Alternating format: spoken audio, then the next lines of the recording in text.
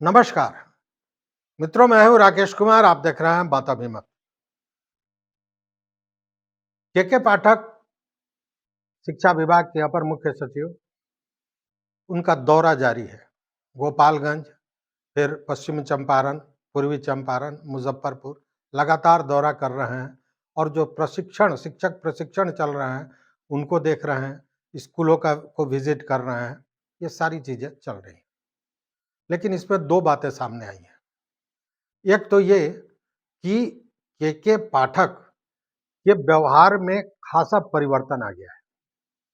वो के पाठक जब वो दूसरे जगह पे थे, उत्पाद विभाग में थे, निबंधन में थे, चिकित्सा विभाग में थे, जब वहाँ थे तो कोई गुलदस्ता लेकर जाने में भी घबराता था उनके पास। लेकिन अब के पाठक बाज़ाब्ता फूलों का गुलदस्ता भी ले रहे हैं, पुष्प वर्षा भी करा रहे हैं, माला भी पहन रहे हैं। ये सारा कुछ हो रहा है। अतिथि हमारे बीच में, स्वागत है श्रीमान का, स्वागत है श्रीमान का, वेलकम, वेलकम। अतिथि हमारे बीच में, अतिथि हमारे बीच में, स्वागत है श्रीमान का, स्वागत है श्रीमान का, वेलकम, वेलकम। अतिथि हमारे बीच में, अतिथि हमारे बीच में। तो ये व्यक्तित्व में इतना बड़ा परिवर्तन, इसके पीछे क्या कारण है? जब चल रहे हैं तो गाड़ियों का काफिला चल रहा है साथ में, जैसे मुख्यमंत्री का काफिला हो।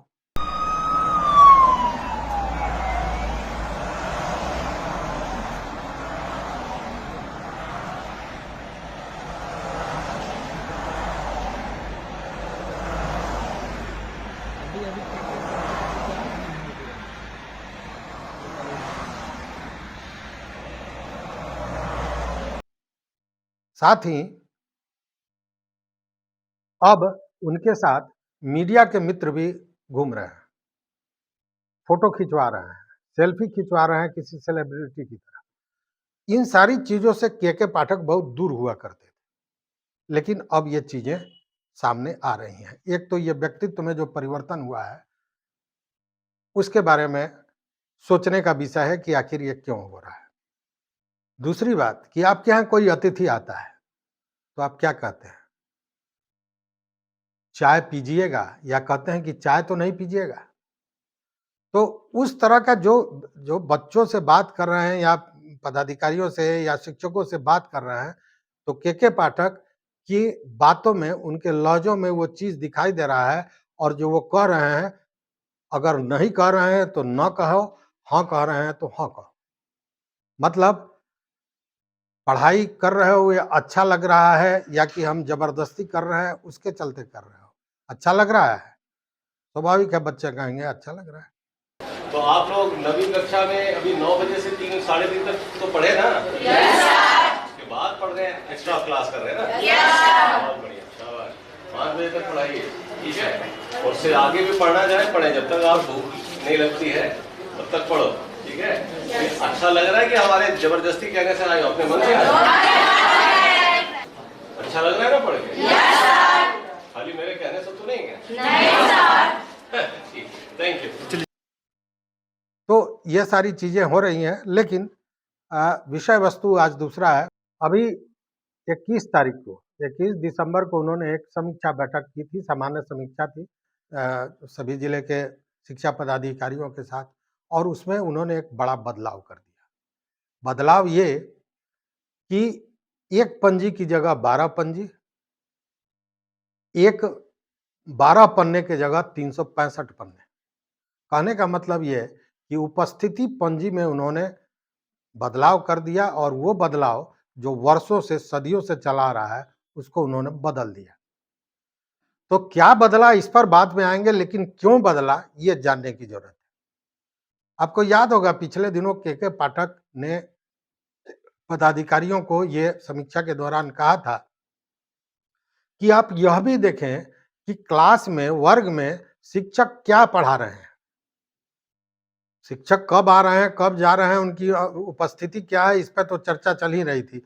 लेकिन क्लास में वो पढ़ा रहे हैं या कि नहीं, पूरे मनोभाव से पढ़ा रहे हैं कि नहीं, इसकी भी जांच करने की बात उन्होंने कही, लेकिन ये जांच पदाधिकारियों से संभव नहीं था, क्योंकि पदाधिकारियों की गाड़ी को देखने के बाद स्वाभाविक है कि कोई क्लास में कुछ बैठा भी हुआ है तो वो पढ़ाने लगेगा। तो इस पर नियंत्रण करने के लिए उन्होंने एक नया तरीका अपनाया, और वो नया तरीका क्या था कि उपस्थिति पंजी या उपस्थिति जो बनाते हैं शिक्षक और कर्मी, उसको बदल डाला। पहले क्या था? पहले था कि एक रजिस्टर होगा और इस रजिस्टर में एक पन्ने में जनवरी, दूसरे में फरवरी, तीसरे में मार्च, इस तरह 12 पन्ने लगते थे और 30 कॉलम होते थे, जिसमें डेली अपना सिग्नेचर 30 दिन का, 31 दिन का जो माह का दिवस हो, उस पर शिक्षक या कर्मी बनाते थे और आने जाने का समय देते थे। अब उन्होंने इसको बदल दिया है।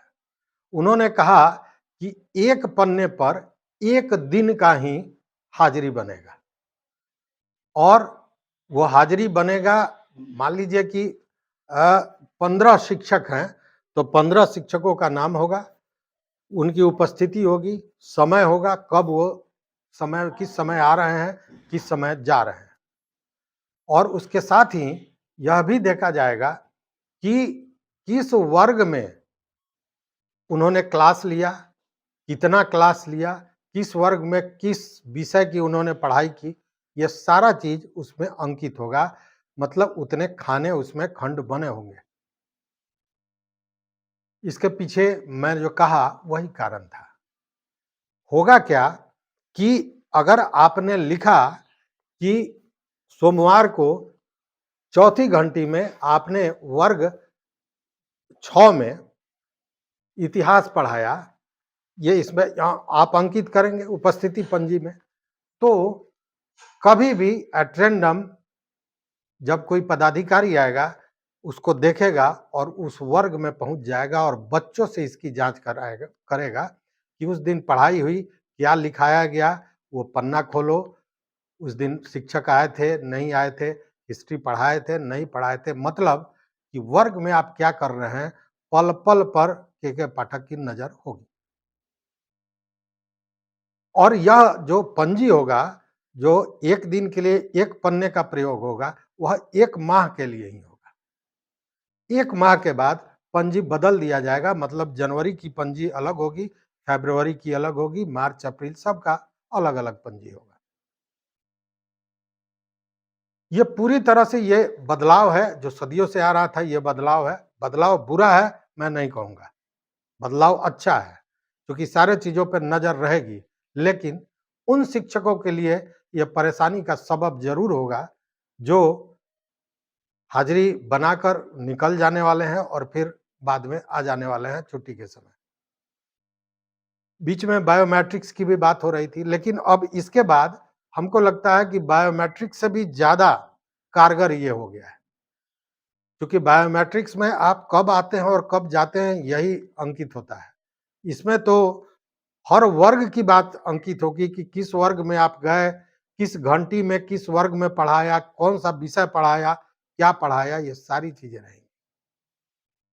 तो निश्चित रूप से के पाठक ने जो ये फरमान जारी किया है, इससे बहुतों को कष्ट होगा।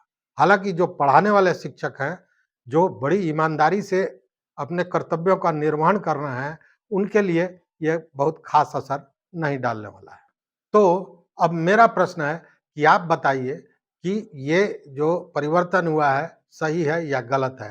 हालांकि ये कार्य रूप में 1 जनवरी 2024 से आएगा, मतलब ये पंजियां 1 जनवरी 2024 से शुरू होगी, उसके पहले तो पूर्ववत जो चल रहा है वही चल रहा है।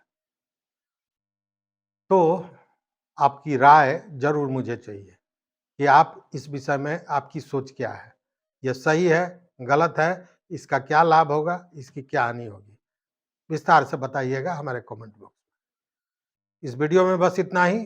चैनल पर नए हो तो सब्सक्राइब कीजिए, लाइक कीजिए, दोस्तों के साथ शेयर कीजिए और अपना मत जरूर दीजिए कि आप इस विषय पर क्या सोचते हैं।